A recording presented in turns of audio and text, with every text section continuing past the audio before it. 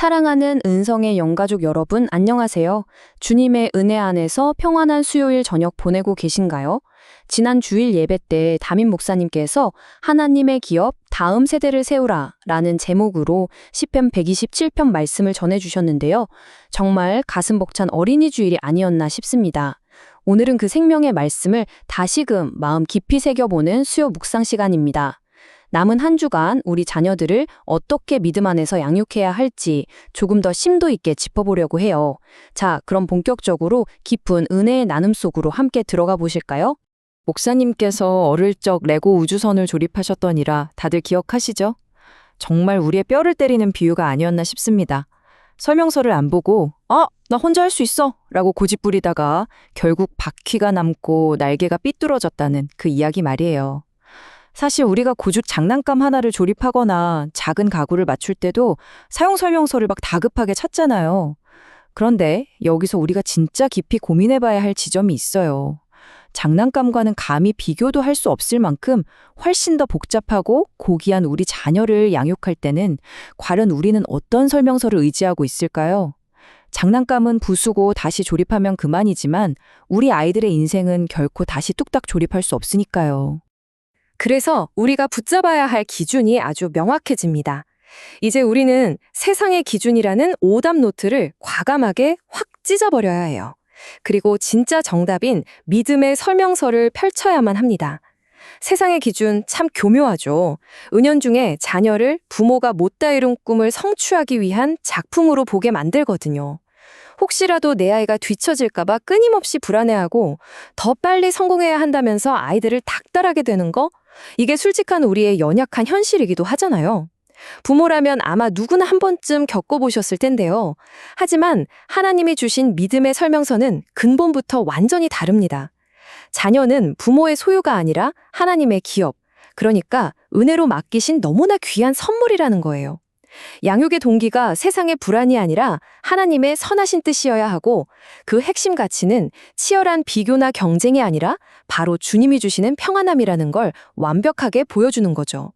그렇다면 이 믿음의 설명서가 제시하는 세 가지 핵심 원리를 하나씩 짚어보겠습니다.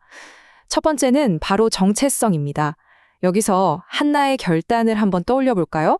시편 127편 3절 말씀 그대로 자녀는 내 소유가 아니라는 걸 철저하게 인정하는 겁니다. 오랜 눈물과 기도로 얻은 그 귀한 아들 사무엘을 한나는 자기 욕심으로 꽉 움켜쥐지 않았어요. 내 품도 좋지만 하나님의 품이 훨씬 비교할 수 없을 만큼 더 안전하다는 확고한 믿음으로 주님께 온전히 올려드렸죠. 아이가 내 자랑거리가 되기 위해 태어난 게 아니라는 걸 인정하는 것. 사실 말은 참 쉬운데 막상 삶에서 실천해보면 제일 어려운 양육의 첫 단추인 것 같습니다. 두 번째 핵심 원리는 방향성입니다. 시편 127편 4절을 보면 자녀를 장사의 수중의 화살에 비유하잖아요. 여기서 정말 중요한 통찰이 나옵니다. 화살이 아무리 무서운 속도로 확 날아가도 관역을 빗나가 버리면 사실 아무런 의미가 없거든요.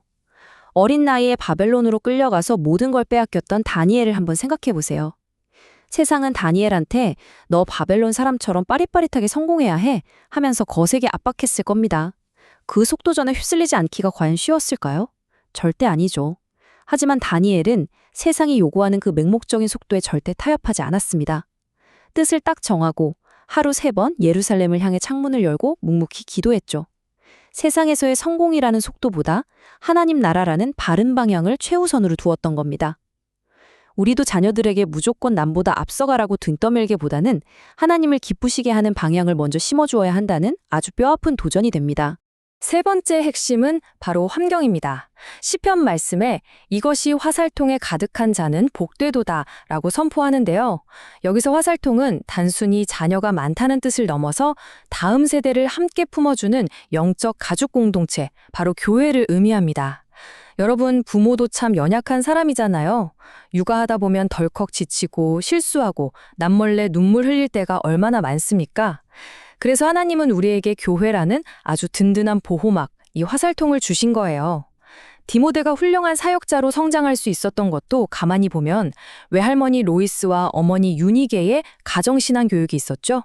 거기에 사도 바울이라는 든든한 영적인 아버지가 함께 있었기 때문입니다.